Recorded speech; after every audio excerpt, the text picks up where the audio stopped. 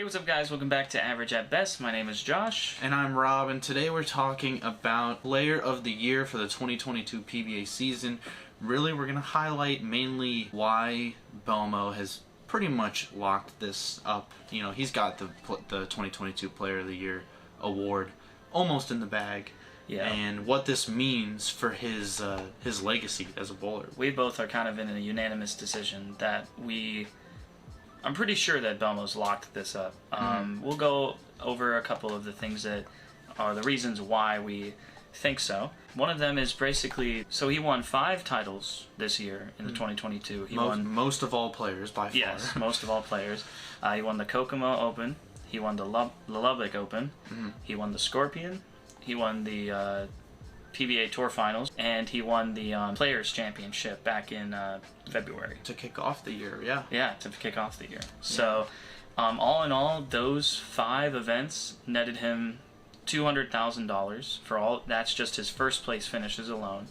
And he was in the PBA, or he was in the U.S. Open TV Finals, and he was also in the... He made the top 16 at the Tournament of Champions, so he cashed in that event. He was also in the TV Finals at the Shark, and the TV Finals in the World Championship. Yes. Now, this year could have been a record-breaking year for Belmo if just a couple more dominoes fall his way. Because in the U.S. Open TV final, Belmo started off throwing urethane, right? He had to climb the stepladder. He won his first 2 matches. And then he faced off against Anthony Simonson. And for some reason, he switched out of the urethane to throw reactive. Right. And the reactive equipment did not look good. Yeah, now, I mean, we obviously can't go into his head as to what he was thinking, but obviously there was something that occurred to him that told him that he had to switch. We believe, that if he weren't to switch and he were to stay on the urethane, I mean, he had a really good look the first few games. That's why we think that maybe he could have stayed with the urethane and he might have actually gone on to win. But, obviously we're just average. Yeah, we are average average bowlers, so we don't know exactly what was going on in his head. But he still did a pretty good job. I mean, all Anthony shot that game, I think Anthony shot a 189. So all Belmo really had to do was catch a double, maybe a turkey, and just stay clean with the urethane, and it would have been much more of a consistent ball reaction than the reactive was. So if he throws urethane in the U.S. Open for just one more game, there's a very, very likely chance that he's your U.S. Open winner. That would be title number 6. That'd be 2 majors. And then also, we're going to talk about the World Championship, which he played. Well. He played against Jason Sterner. Jason Sterner had one of his best performances ever this year on tour. And it was really nice to see Jason Sterner do such a great job at the World Championship, because I mean, he's like a very underrated guy in my opinion. And I think I think he talked about how his hands, his hand was hurting based on how many games he actually bowled that week, and he was just tearing up his fingers, but he kept on pushing through. And so Belmo, he got up to Jason Sterner, and it was like a fight from the very beginning. These guys were just going toe for strikes, and I think the final score was something like 260, 250, something like that. Yeah, I think it was like 268 or something like that to 259, something like that. Very close game. Very high scoring as well. Belmo left a 10-pin in the 10th. If he carries that 10-pin, then he shuts out Sterner with that very first shot. And he would have 3 majors. Yeah, because Prather shot 230 the next game, and I'm willing to bet Belmo probably could also have shot. With the way the lanes transitioned, Belmo is... Although Prather is really good at getting left too, so it's hard to predict the future, but we could have been talking potentially, if 2 matches go Belmo's way, literally just the decision of A, throwing a urethane ball, and B, leaving one 10-pin in the 10th frame. He would have won 7 titles this year, which I think would have been... 3 of them being majors. 3 majors. That would have tied the most majors won in a single year, and I think that would have broken the record for most titles won in a single year as well. Yeah. And that probably would have been the greatest year by a professional ever on the tour. So we were just two spots away from having the greatest season of a PBA professional ever. Right, which just tells you more about just how dominating of a performance he had this season. Mm-hmm. So, I mean, if not the sheer amount of titles that he won, just the amount of times that he was this close to winning is what I think pushed him over the edge of being the player of the year this year. Yeah, and I mean, now with 5 titles this year, he has 30 titles. That's his 14th major. He's solidified the major record for, in my opinion, for years. For as long as he's alive, I think the major record is going to be his. Yeah, as long as he's still bowling. And then, like, probably a good 10, 20 years in the future after he's retired. And I think the only person that realistically has a chance within the next decade is Simonson. Yeah, because I mean he's already on his way to doing that. He's got what, around? He's got 3 majors. Yeah. So I mean he's got the talent, and he's got like all of the ingredients to be able to follow in Belmo's footsteps.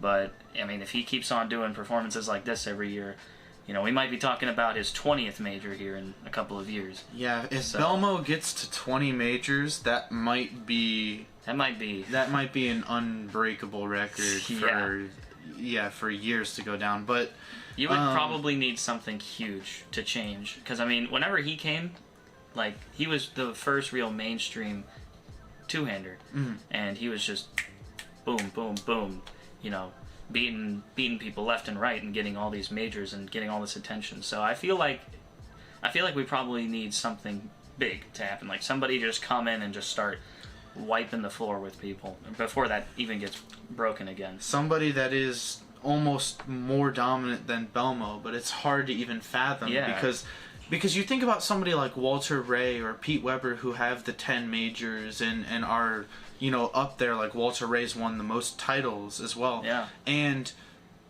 you think about how long their careers were to reach this point. Belmo has reached that same level in much less time. In 1 decade. Yeah. Which is like 50% the time it took the old greats to do it. You know? Which I mean then tells you like how much farther can he go past people like Walter Ray, people like Pete Weber, people like Norm Duke. How much farther can he push over them? Because, like I said, I mean, we're probably going to be talking about him hitting his 20th major in the next coming years. I mean, it seems to be that he's getting at least 1 or 2 a year. And right now, especially if he has another year where he goes on a tear and is able to win, just like this year, if he gets again those 1 or 2 breaks, and he manages to get 3 majors in a year, boom, he's already surpassed 15, and that would leave him with, let's say he bowls another 10 years at minimum on the tour. Yeah. I mean, my gosh, he could be in the 20s for sure, and he will most definitely have surpassed Walter Ray Williams for the title list at that point. Yeah, at that point, he'll probably be over 40 by that point. Now, I think that was the key for Belmo this year is historically he's been better in the majors than the normal tournaments. But this year, he won 4 just titles and 1 major. So I think that this was a step in the right direction for Belmo to say, I have the major record. The reason he won those other titles is because he wanted to say, I have the major record and I have the title record. Yeah. He's coming for that 43 title record. Yeah, I mean, he's already claimed the major record, so now he's like, well, I'm coming for the title record now. I mean, that's probably one of the last milestones he has to really cross. Yeah, and I mean, once he surpasses 43 titles, if and when he does get to that point, there's no way you can even argue that he is the most dominant most, just awe-striking player in bowling history. I mean, you watch him in these tournaments, I think you should think about it in a different way.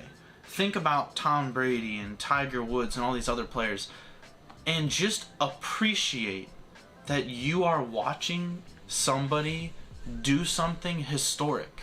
Appreciate that you are watching history. You're watching what has never been done before. I mean, people have had the same thoughts for Tiger Woods whenever he started, cleaning people's clocks on the course, and he was known as like the most dominant player in golf history. Yeah, and so it's the same thing with Belmo. I mean, he's basically the bowling side of Tiger Woods and Tom Brady. And you just gotta sit back and admire what he's done for the past decade and possibly for more decades to come. And I also can really appreciate the fact that he's been, before he became mainstream out here on the PBA, a lot of people told him, you can't do what you're doing. The way that you're doing is not gonna work, or it shouldn't be allowed. And he stuck to his guns. And if you look 10, now 15 years later from before he was out here on the tour, he is, you could argue that he's the greatest player that bowling will ever see.